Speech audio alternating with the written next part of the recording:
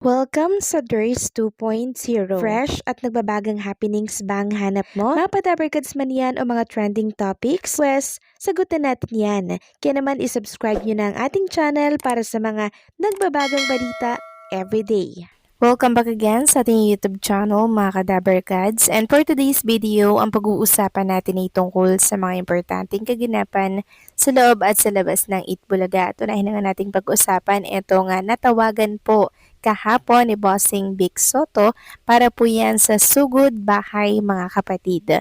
Walang iba kundi po si Ma'am Joylyn Domaco Tenipe na taga General Santos City. So binigyan po siya ni Bossing Vic Soto ng tumataginting na 40,000 pesos plus mga regalo. Ito daw po ay makakatulong para sa panimula po sa kanyang sari-sari store. And kahit hindi nga po natin nakikita yung expression, yung reaction po ng natawagan ni Bossing Vic Soto, ramdam at rinig na rinig po natin yung kaniyang kasiyahan na siya po ang nabunot dito po sa Itbulaga.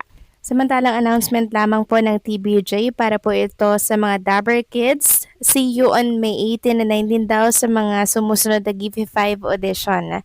So, May 18 po yan, 2026 Monday, 12 noon to 2 p.m., Barangay 94, Zone 11, Daycare Center sa Pasay City. 3 p.m. to 5 p.m. naman po sa Barangay Cuyab, San Pedro, Barangay Hall, Laguna. By May 19 naman, Tuesday, 12 noon to 2 p.m., GF Nagpayong Multipurpose Hall, Saldobal Avenue, Pinagbuhatan, Pasig City. 3 to 5 p.m. Barangay San Isidro, Barangay Hall, Parañaque City. Kaya naman see you there mga Kadabar Kids. Samantalang pinasilip at pinakita naman po ng Itbulaga ang warm-up bago sumalang itong sina Miles, Raisa May, and Ian Red sa programa po ni Tony Gonzaga na Ang Tanong. So makikita nyo dyan mga Kadabarkads na nasa loob po sila ng sasakyan habang tumatakbo ito papunta po sa programang pag-gesta nila. Ito doon naman po sila sa pagwa-warm up sa pamamagitan po ng pakikinig sa mga tanungan po ni Tony Gonzaga sa kanyang show na Ang Tanong. Sobrang aliw nito mga Kadabarkads at sobrang enjoy na enjoy. Samantalang pakatapos po ng naging performance at kantahan ni Nina with Dabarkads natin, nagkaroon po sila ng picture kasama po ang mga Dabarkads natin. Ayan, ilalagay ko na lamang po sa mga screen ninyo mga Kadabarkads. Samantalang pag-usapan naman natin ang tungkol sa isa sa mga singing queens natin, walang iba kundi po kay SQ Jean Drelon na kung saan ay magdodonate nga po siya ng mga school supplies sa lugar po ng kanyang mama mga Kadabarkads. So doon niya po pala ibibigay yung napakaraming school supplies na pinamili niya po sa mall nitong nakaraan. So ito po ay bilang pagtulong niya po mga Kadabarkads since parang ngayon lang ulit siya makakapunta doon. And also sinamahan po ito ni SQ Jean ng mga hygiene kit katulad po ng mga sabon, shampoo, toothpaste, cotton buds, and also pulbo. Ayan, makikita nyo po, ilalagay po yan sa isang pouch. Kaya naman kudos kay SQ Jean mga Kadabarkads dahil kahit hindi na po siya regular sa programang Itbulaga, nagagawa niya pa rin pong tumulong sa kanyang kapwa. Samantalang pag-usapan naman natin ang kaganapan kay Jose Manalo and syempre sa kanyang asawa. And since nasa Laguna po sila kahapon mga Kadabarkads, parang nag-surprise visit ata ito nga si Jose Manalo sa kanilang resort na Arimi. So meron po kasing nakabook doon mga Kadabarkads. And since nasa Laguna daw po sila, talagang nag-surprise visit po itong si Jose Manalo kasama po yung kanyang asawa. And nakita nga natin yung mga naka-check in doon sa resort. Gulat na gulat. Sobrang saya po nila.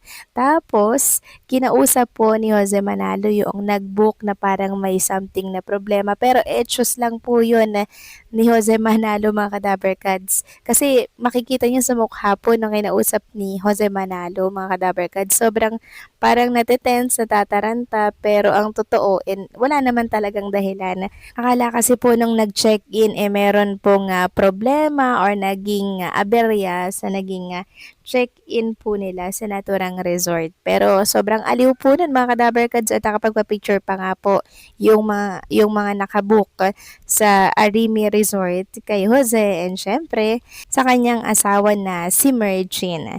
Samantalang next topic naman pag-usapan naman natin mga kadabarkads ang tungkol dito sa pinasundo po ng Eat Bulaga. Yung nanalo po noong nakaraan, yung caller yung natawagan po mga kadabarkads. Pinasundo po yan ng Eat Bulaga para po personal na makapunta sa studio ng Eat Bulaga. Kasi itong anak niya daw po na to, kasama niya po sa studio, gustong gusto talagang makapanood ng live na live dito sa Eat Bulaga dahil idol niya po pala si Raisa May Dizon. And kahapon nakita nga po natin na nilapitan talaga ni Raisa May Dizon itong bagets na anak po ni Kuya para pumahag and also personal pong ma-meet no at magkausap sila. Nakakatuwa po yung kanilang pagkikita dahil talagang gulat na gulat din po itong bagets na kasama po ni Kuya dahil syempre first time po nila ito mga kadabarkads.